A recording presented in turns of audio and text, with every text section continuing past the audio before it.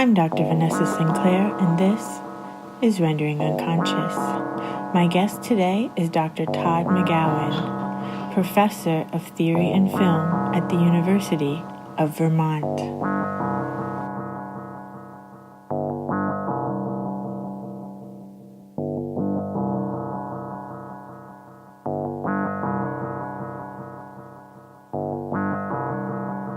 Could we begin with relationship between psychoanalysis and philosophy? So I think it's interesting that Lacan initially sees himself as Hegelian and the influence of Kojève, and I think Freud sees himself less philosophical, and even thinks of distancing himself from philosophy. And yet I feel like there's this way in which psychoanalysis is rooted in philosophy and the more it tries to distance itself. So my point about Lacan was going to be that Lacan initially starts out thinking he's Hegelian, and I think he's not as Hegelian as he thinks. He's more Kojèvian, and then Alexander Kojève, and then I think he becomes increasingly Hegelian as he thinks he's distancing himself from philosophy. So I think it's interesting that both these key figures in psychoanalysis think that they're breaking from philosophy, and really they're rooting themselves in it in ways that, and I think what's fascinating is a lot of times they don't know. Like, I don't think that Freud probably read Hegel, and I think he read Kant just a little bit, and Descartes maybe just a little bit. So it's interesting to me that they find their way into philosophy, but not directly through the philosophers themselves. So there's something, I guess what I find interesting is there's something psychoanalytic about, that was a funny slip. There's something philosophic about the psychoanalytic enterprise itself, that if you just are pursuing it, you're dragged into philosophical problems and questions, and even the history of philosophy, because those were the preoccupations of philosophy were in some sense what will become the preoccupations of psychoanalysis. And what do you see in Lacan's thought that makes you say that he moves more towards Hegel as he goes along? Good question. So I think the earlier Lacan is much more interested in, he certainly takes the master-slave dialectic as one of his points of departure. He even says somewhere, I think it's in Seminar 2, that I take this as my point of departure and I keep returning to it.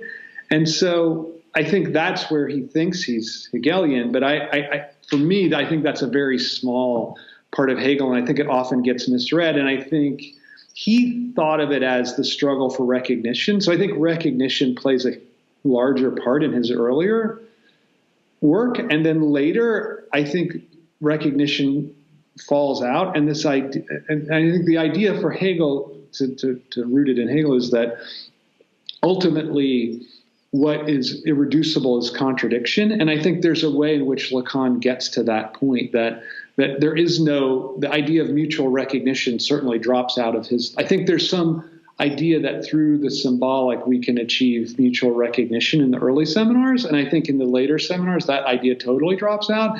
And I think that's a much more Hegelian idea, that recognition fails and that desire is in some way beyond recognition. So I find that a way in which that move away from recognition I see as a move away from a Kojèvian version of Hegel to what I would call a more real version of Hegel, or more authentic version of Hegel.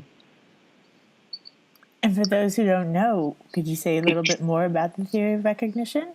Sure. So the idea is that there's a struggle for recognition between two individuals, and one ends up saying, or at the end, rather than, so it's a struggle. It's a struggle for recognition that ends when one gives up. One becomes the relationship between master and slave arrives when one side of one individual in the arguments or in the struggle, says, I give up, I don't want to be killed. And then as a result, the slave agrees to recognize the figure of the master. So that's for and that's a recognition that results from the struggle.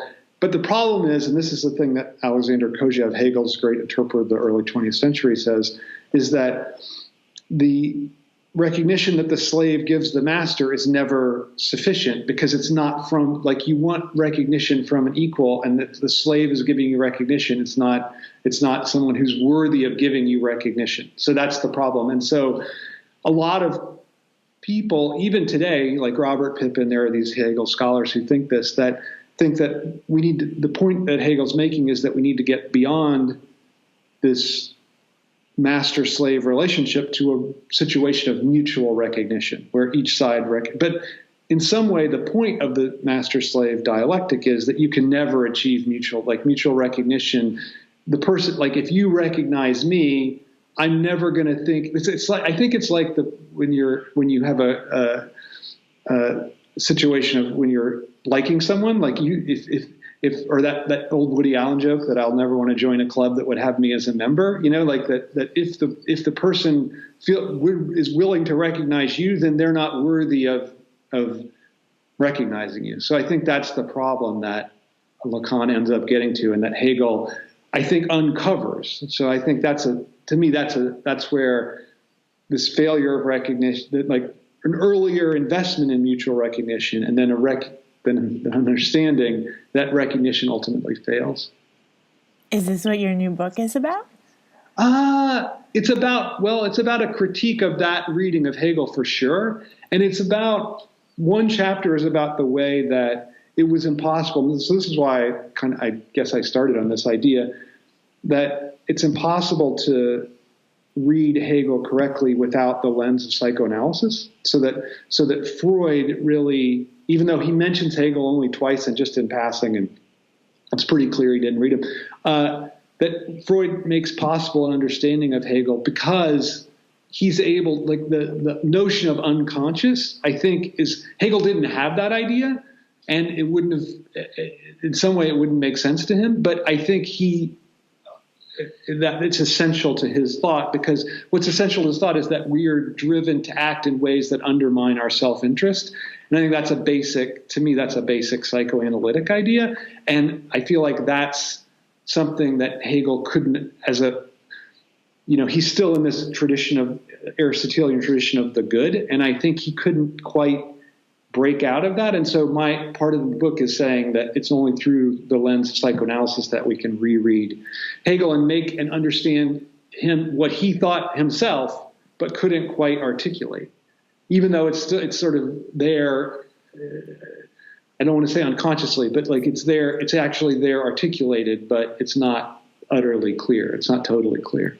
So that's basically that's why I see psychoanalysis as important for this recovery of Hegel, I guess. I mean, other people have done it, like Slavoj Žižek has done it a lot. So it's just, my thing is much more focused on this idea of contradiction and how crucial that concept is for Hegel. And then it seems to me like that's a crucial, even though it doesn't get articulated in psychoanalytic theory quite like that. Like, I don't think people say contradiction all the time, but I think it's nonetheless a key driving, because this your unconscious has a contradictory effect, I think.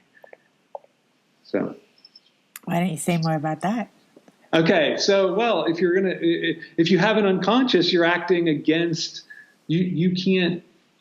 So I think one of the claims of a lot of critics of Hegel is contradiction can't be real, and I think psychoanalysis shows it can be real. Like, I can want something, and I can unconsciously desire precisely what I don't want. So I think that to me is the great way that articulation gets manifested in psychoanalysis. It seems very simple, I think, and yet it's very, for me, very revelatory about the nature of the psyche. And then, I mean, Hegel then draws conclusions about the nature of reality and being and even nature, but which I think Freud would not draw. Like, I think Freud, just for him, it's just about the psyche and subjectivity. I think that's true of Lacan as well.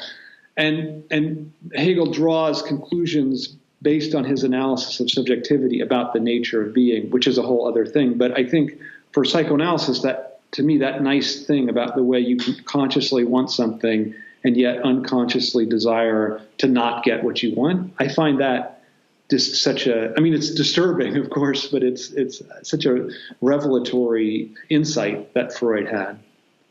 Right, and I think it's exactly because it's disturbing that it's not more widely accepted, even though it seems very obviously true. I know. It's almost like it can't be accepted widely because it just goes. I mean, when I was just thinking, I'm writing a book on the identity politics right now, and I was just thinking about how this idea that, you know, there's this constant question: why are working class whites in America voting against their self-interest? And one of my things I say in the book is, well, the question isn't why are people voting, but how can they ever possibly vote in their self-interest? Like maybe that. So I think that psychoanalysis allows us to reverse the very question and say, how is it that we're even able to ever act in our self-interest? And I think one of the problems for me of left-wing politics is that it constantly appeals to two things that I think psychoanalytic theory wants to say have no weight at all, which is knowledge and self-interest. Like those are the two things, right? Like I can't tell you how many left-wing documentaries I've seen, and here's like everyone is. I mean, I love documentary filmmakers; it's great, but they think if we just give enough knowledge to people, then that will save the world, or if we just get people to act in their own self-interest, and they'll stop voting for people like Donald Trump or Viktor Orban or whoever. And I think that's just not true. I just think the fact that it's against their self-interest is not only a reason why they're not doing it, but it's why they are doing it. Like that's like the fact that it, like, I think people will not, and again, I think this is a nice thing about the way the contradiction between conscious will and unconscious desire. I think their willingness or their people's proclivity for voting or acting against their self-interest is almost unchallengeable. Like I think it's so. I think, you know, like one thing I think that left-wing movements need to do is to channel that in a way. I think that's one of the great victories of the right in the last however many years. Yeah. Decades. I was going to say decades, but then I thought, my God, I mean, like that was the Nazi project as well. Like that was like all of fascism was that. So it's a century maybe of that. Yeah. So what led up to writing these two books? God, I don't know. That's a good question, Vanessa. I don't know. Just I love Hegel. So the Hegel thing, I started with a kind of relationship with Hegel in graduate school, and then it's lurked in the background. I've written mostly on psychoanalysis, and I've just kind of written a few essays, and I've always thought I just want to do but I didn't know German, so I thought I can't write a book on Hegel if I don't know, it would be like a pretender. So that's part of the reason I had to wait. So I had to learn German and then read all of Hegel in German, and that took a long time. And so it just took a while. And then, I don't know, so it's been building up. I would say I want to say it's my whole life but my whole like adult life. My younger life was more mindless. But and then the one on identity politics is purely a response to our situation. Like it's purely and it's not long. It's a short thing, but I just see, I think identity, and part of the problem is I think identity politics gets seen as a leftist project. I think it's completely a right-wing project, and that's one of the things that I try to do. And it's also a defense. It's more than I critique of identity politics is a defense of universality and the idea of and what constitutes the universal. And so that's just a pure response to the situation that exists today. So, can you say more about that? Yeah, sure. So the situation of a couple things. So two things. So on the one hand, the right wing movements, which I think do not get identified as identitarian movements. When I think some people identify them that way. But I think largely they're not identified as identitarian movements, and identity politics is, college kids are guilty of it. So that's one thing I wanted to try to clarify and attack. And then on the other hand, I think on the left, since the death of Marxism, there's been a suspicion of any universalizing, and I want to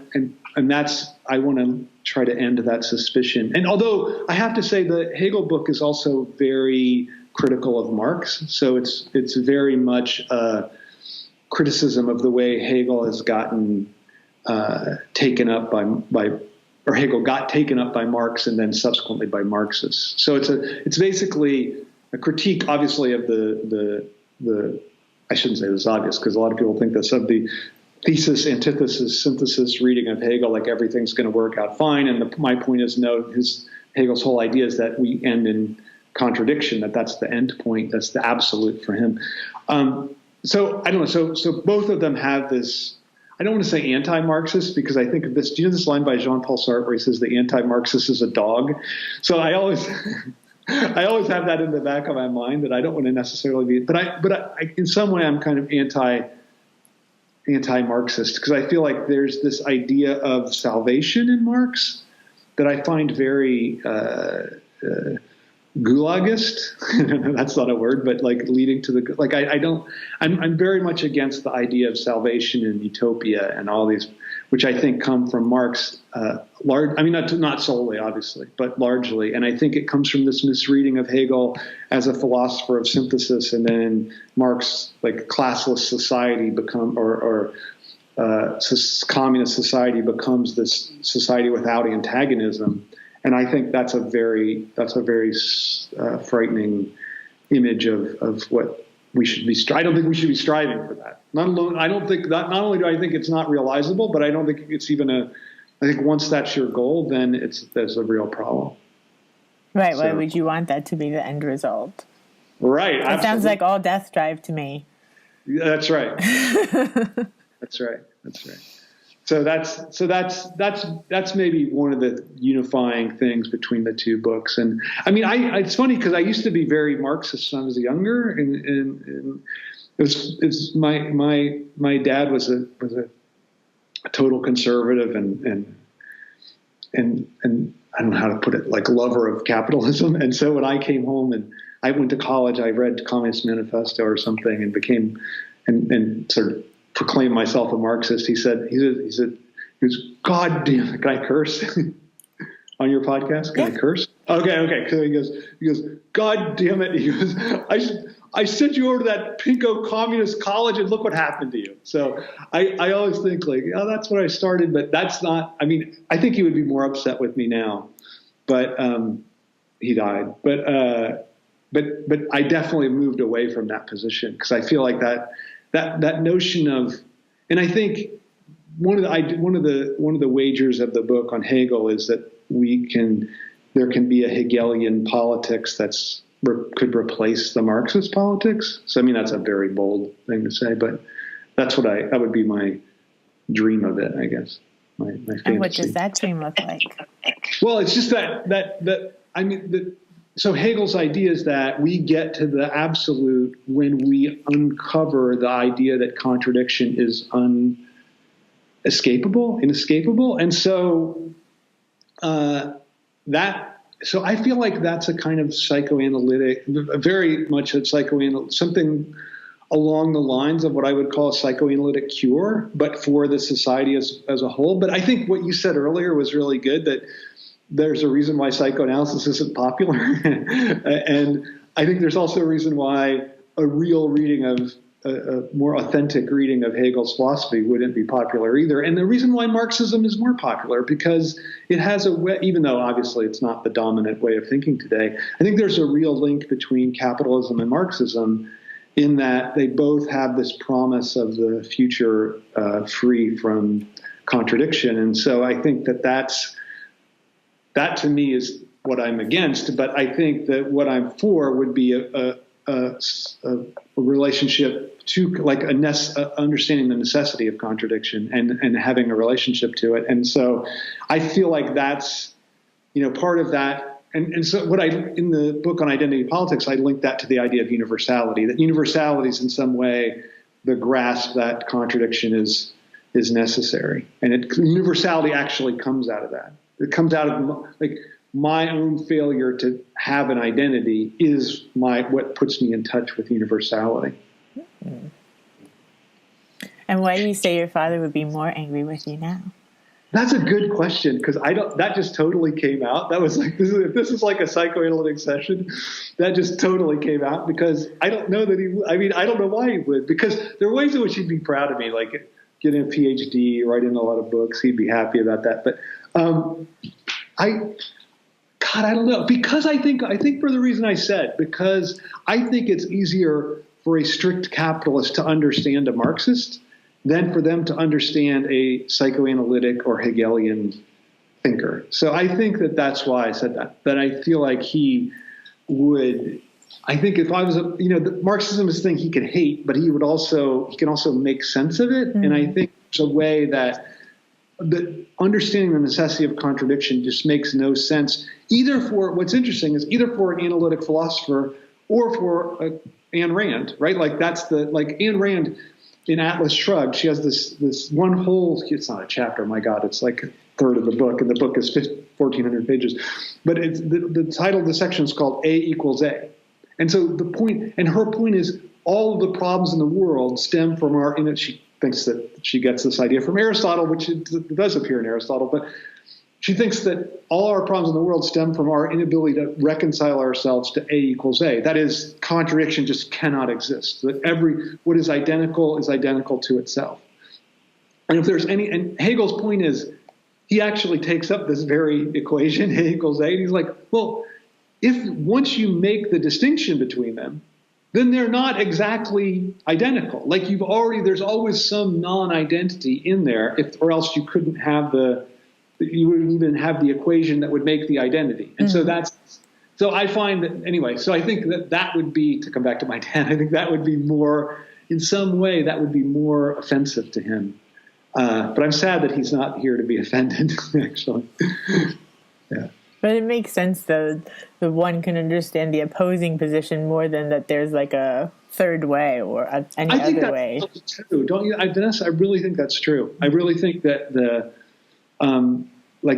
that's why I think capitalist democracy does so well with Islamic fundamentalism, right? Like it's the opposite, but in some way it shares certain basic beliefs, and so I think basic presuppositions about the nature of what they're striving for, and so I think that's why it's easy to understand, and it's easy to they can hate, but of course it's. Right, it keeps them in the same dynamic. Absolutely. Yeah. So how did you get into psychoanalysis in the first place? That is a good question. So I was in graduate school. I was anti-psychoanalytic because I thought I was Marxist. That's what I was. So I thought psychoanalysis, bourgeois, individualist. But I had a professor, Walter Davis, who wrote a book called Inwardness and Existence, and he was very influential on me. He's like, you should read Freud. You're not. And I'm like, it just turns into psychic problems what are really existential or social problems. And I sort of held to that position. And then I read, I remember this very well. It was 1992. It was over Christmas break. I was part of this theory reading group, and we were going to read Slavoj Žižek's Sublime Object of Ideology for January. And I said, I'm on vacation. I was seeing my girlfriend at the time, Hillary Neroni, who's now my spouse. And I said, I'll read it. And I started to read the book, and I remember calling my friend on the phone, and I said, stop whatever you're doing. Just go get this book, start reading it. And so it was really Sublime Object of Ideology that converted me and I think all I had read before was Alan Sheridan's translation of the Écrit, and that was like, I don't know. All that has ever done is turn people away from, I think, from Lacan. So, and then once I read Sublime Object, then I read Four Fundamental Concepts of Psychoanalysis, and then everything was changed for me. So it was really Slavoj that really, because, and then Lacan, and then I went back to Freud. So Freud came last, and so it was like Zizek, Lacan, Freud. It was just exactly backwards. But it was because it intervened in this political, social way, and then that sort of got me back to seeing the way in which the psyche already had all these questions that I thought were just social questions were actually psychic questions, maybe even more so. So that was really important for me. And also the way in which I wonder what you think about this. Also the way in which Lacan, I thought, as I read Seminar 11 and then Seminar 7 and Seminar 3, those were the first three I read, that I felt like he really was existential in his approach to psychoanalysis. And I never saw that. I mean, I think I was wrong, but I never saw that in Freud. And so I viewed Lacan as very much like he was, I thought he was Sartrean with the unconscious. Mm. That's what I thought. Like, I thought, this is great. This is like being in nothingness, but without this stupid, pre-reflexive cogito, but instead we have the unconscious. And so I just thought it was amazing. And it was, but I have to say, it was Slavoj that paved the way for me to see that. But yeah, so I don't know. Do you think that's true? Like, I think he's really part of that mid 20th century French existentialist tradition, although totally different because they're all focused on conscious, freedom. And right, but that makes sense, especially when you compare it to Freud, because Freud was trying to move away from this kind of like spiritual church-based ideas and trying to make it more into biology. So he was really trying to bring all of these ideas and match them with biology, which Lacan was not doing. Right, absolutely not doing. Yeah. It's interesting you mentioned Lacan brought it back. Yeah. I love that way of putting it. Yeah, I think that's really good. I think it's really good. I mean, what do you think about his relationship to religion, Lacan? Like, I think it's almost the opposite of Freud's, right? In what way? Well, just that you focused the question on me. I asked you the question. I don't think he's religious. But I think he thinks the religious experience is really revelatory and in some way I would say necessary. Whereas Freud, religions are the mass delusions of humanity, right? Like I think that he just has no truck with it. And right, but he kind of sticks to it more structurally than Lacan does, I think. Oh, say more about that. I don't know. I feel like his writing kind of maintains this bit of structural Abrahamic patriarchal kind of stance that he was trying to get out of, but I don't think he was really able to fully. And I feel like Lacan's able to more. Do you mean in style or yeah, just his way of thinking. Yeah. So he's more of a Judeo-Christian thinker than he thinks. I think so. Yeah. Well, I was just thinking that for Lacan, isn't it that religion is in some way necessary because of the blank space within the other? Like that blank space is religion is just a way of thematizing that or something, right? Or filling it in or something. But it's also a way of acknowledging it. And so I think, yeah, and I don't know. I mean, I love what you said about Freud. Have you thought about that a lot? Like his actual debt to the religious, or the way he's repeating the religious structure. Yeah, I think, it sounds similar to this kind of capitalist Marxist thing. Like he was so opposed to it, but he remained in the same dynamic instead of finding kind of a new way.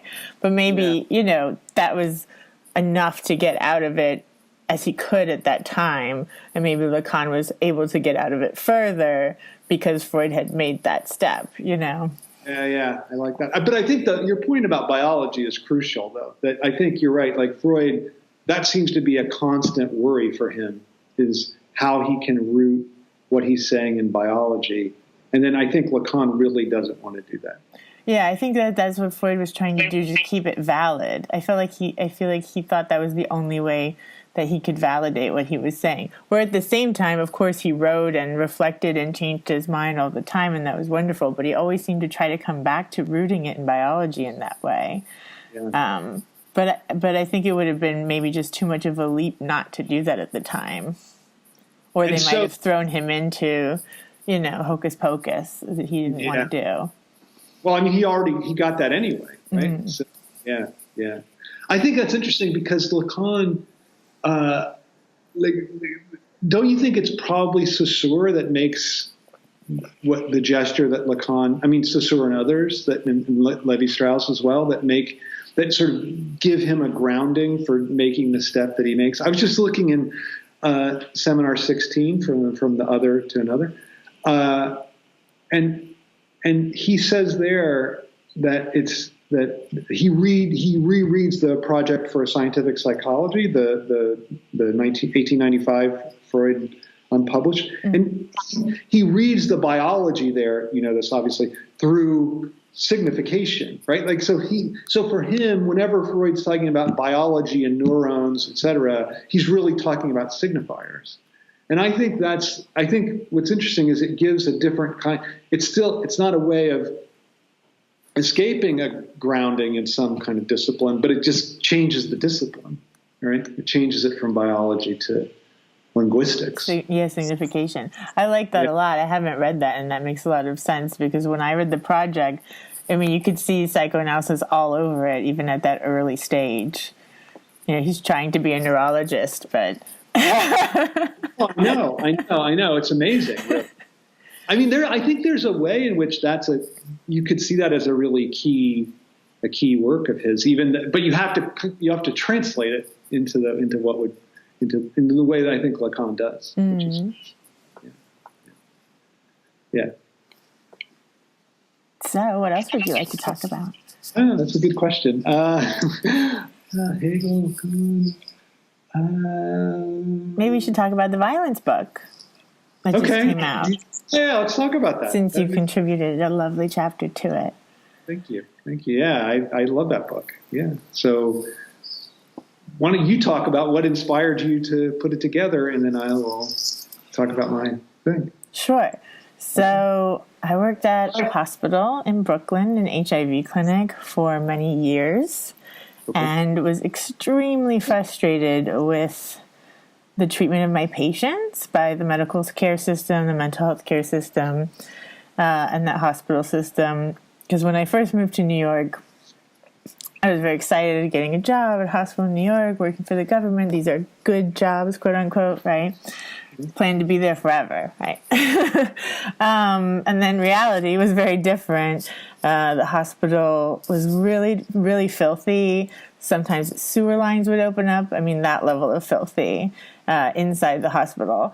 And I have patients with HIV and AIDS, and, the workers there would call me, my upper management would call me kind of a diva for not wanting to walk my AIDS patients by open sewage during the day. And it was that level of terrible. Wow. When I say it's terrible.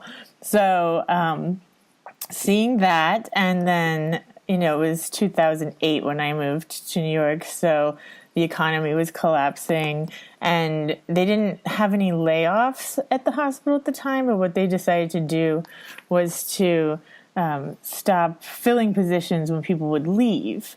So say when I started there were 8 of us. When I left 5 years later, there were like 3 of us, and we were seeing just as many patients.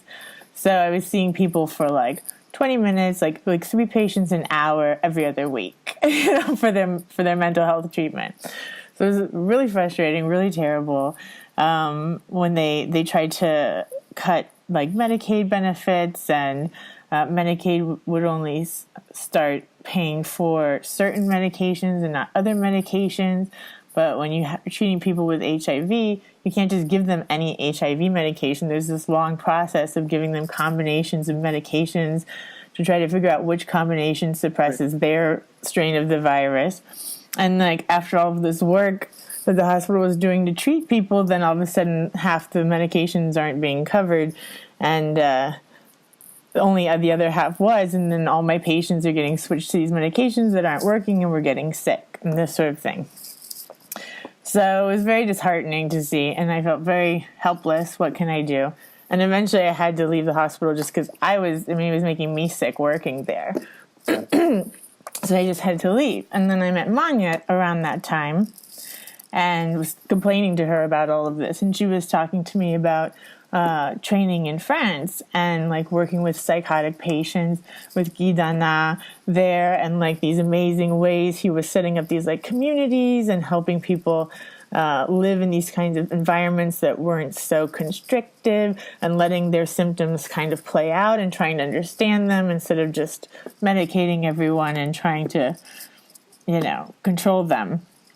And it was like such a night and day difference between like the system that I was working in, the system that she was telling me about.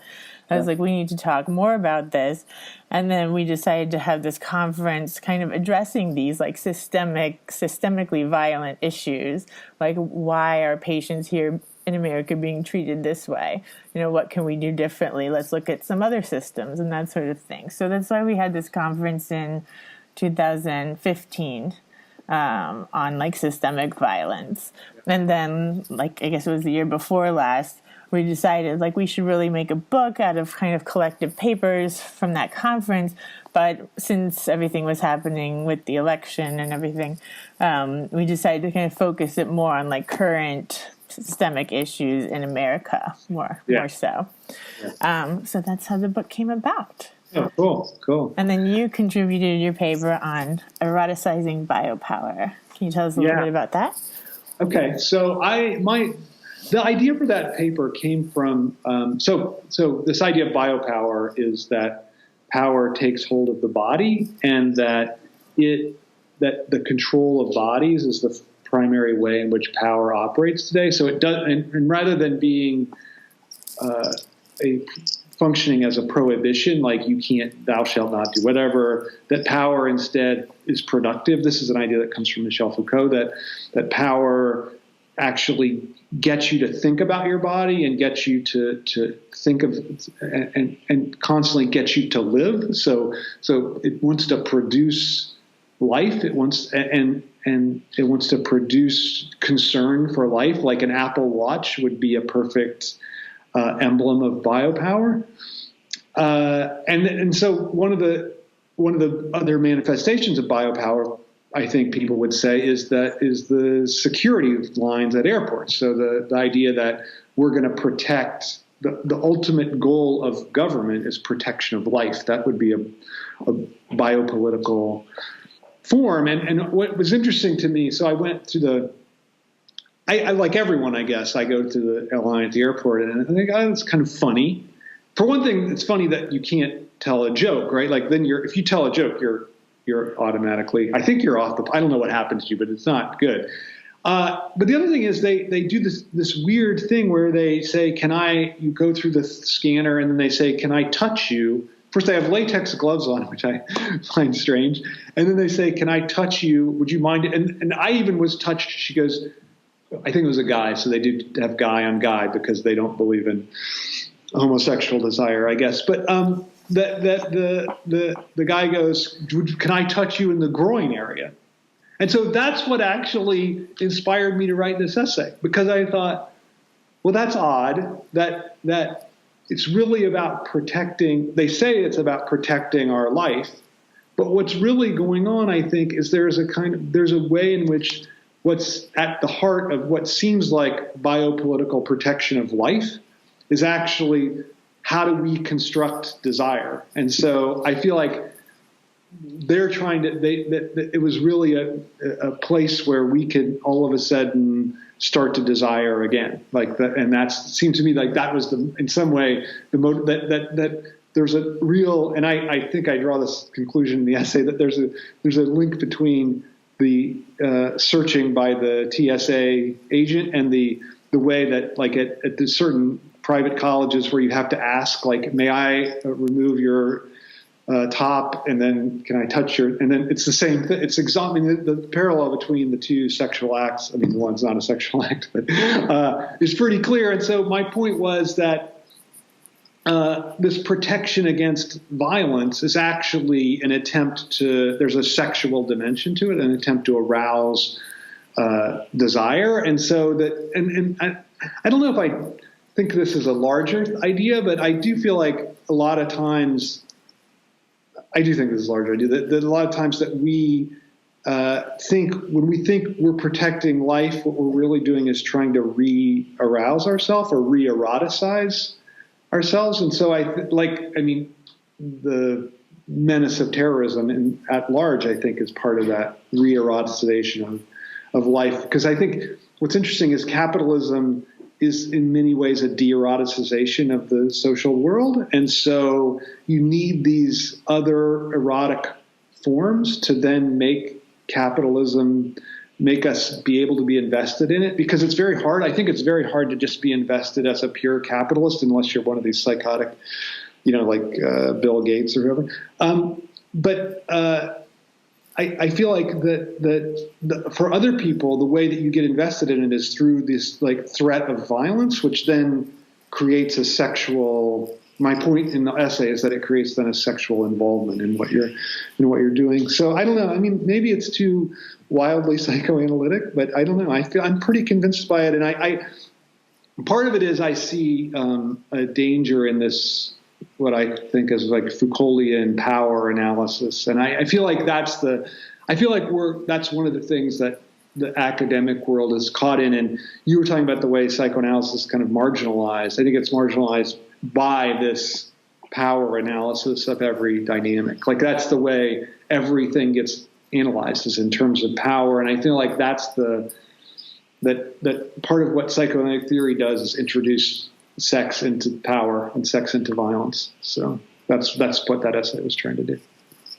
Right. So these threats and sort of things bring this like arousal and tension and stuff that's sort of like capitalism with this endless like feeding and buying. Nothing's ever satisfied. It makes everything really dull. And I think that's right. Yeah. I think it's dull. I think it's basically like, think about how boring it is to go shopping, or, I mean, like there's a little thrill. It's like numbing. Yeah, it's numbing. Exactly. And I think the threat of violence then kind of, or like other things, like I think racism has this function. I think homophobia has this. I think all these kind of things have this function of bringing a little spark of enjoyment into the capitalist, into this desire, into the dry capitalist pure consumption. So I feel like it could not survive without these different supplements, like racism, threat of fundamentalist violence, etc. Right, so maybe that's why the people that tend to benefit from capitalism tend to also continue to spark those fires. Exactly. It's funny that I think Lacan said that the capitalist world can't survive without a war every 10 years, and I mean that was a wild underestimation, but I think it's true. I think it needs a constant, permanent state. Constant war, yeah. It's declared or not, and but even when we have a sort of president to the left like Obama, there was not really, even though he campaigned on promising to stop the permanent war, he didn't really do it. So, I think there is a way in which it needs that rather than, and so, I mean, that's basic, but I think what's great about psychoanalysis is the way that it shows the sexuality of the violence, like that violence is never just an attempt to destroy life, that it's an attempt, that there's a charge of enjoyment to it, and without that, then we wouldn't engage in it. Right, and that goes along with, people think that this like sex and aggression are opposite poles, but actually they're like the same side. There's the same drive, and the death drive is like this inertia or this deadening. Sex and aggression are both at least trying to do something. Yeah, I think that's true. I mean, I think that, I don't know. I mean, I think there's different readings of death. Like Slavoj has a pretty particular reading of death drive, and what's his? Well, his is that death drive is precisely the thing. It's what you described as not the death drive. So it's precisely the thing that repeats and keeps us going. That it's the repetition of whatever it is that we do. Like it's that drive of repetition, and not a drive to eliminate all excitation. So, but I think that, I don't know, to me, it's not important about the terminology, but I do think what's interesting is, I think you're right that aggression and sex are linked together, and that they're both trying to cause trouble.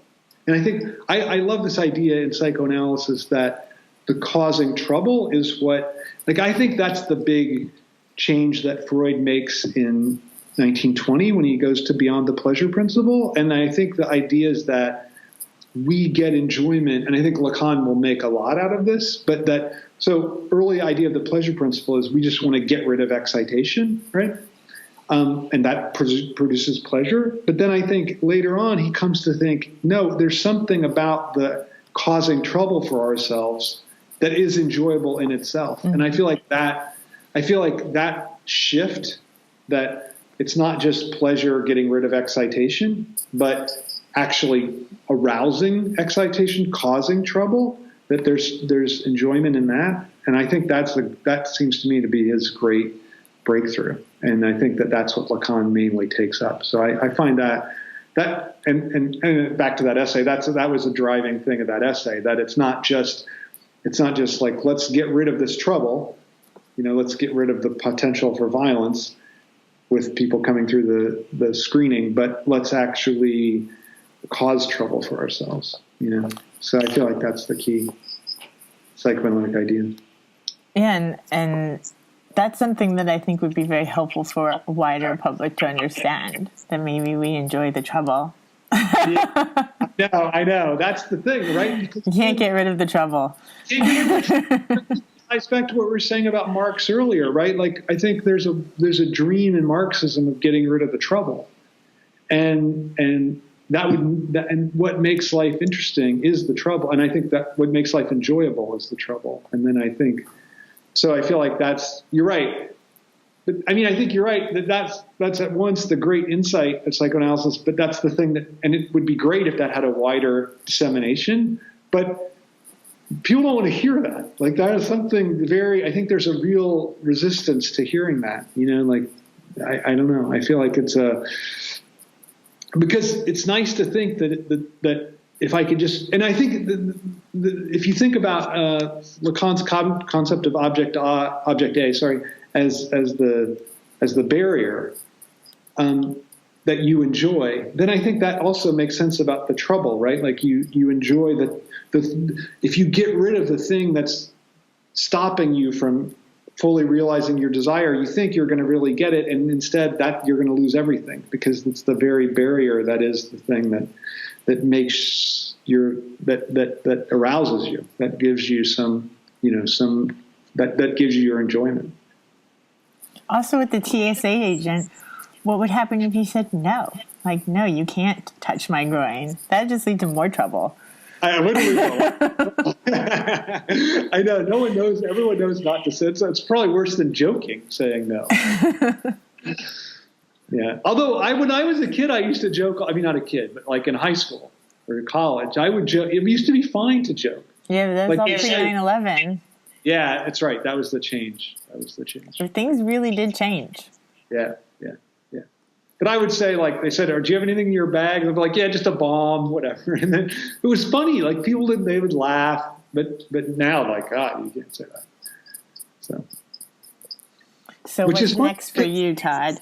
Next for me? Well, I'm teaching something starting tomorrow, a class on Star Trek and psychoanalysis, actually. So we're starting out reading Freud, and then we're going to watch Star Trek. So that'll be fun.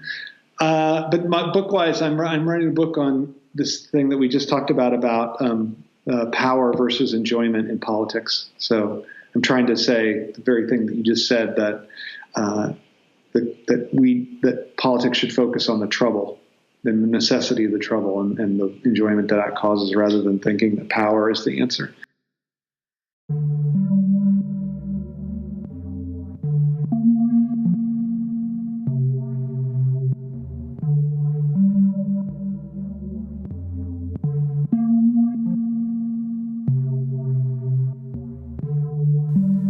Thank you for listening to Rendering Unconscious.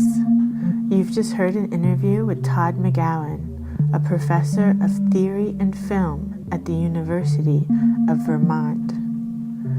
Dr. McGowan has authored several books, including Only a Joke Can Save Us, A Theory of Comedy, Capitalism and Desire, The Psychic Cost of Free Markets, Contemporary Film Directors, Spike Lee, The Fictional Christopher Nolan, Enjoying What We Don't Have, The Political Project of Psychoanalysis, The Real Gaze, Film Theory After Lacan, and The Impossible David Lynch. His forthcoming book is by Columbia University Press and is entitled Emancipation After Hegel, Achieving a Contradictory Revolution. Todd McGowan also contributed to On Psychoanalysis and Violence, Contemporary Lacanian Perspectives, a book edited by myself and Dr. Magnus Steinkohler. His chapter, The Sex in Their Violence, Eroticizing Biopower.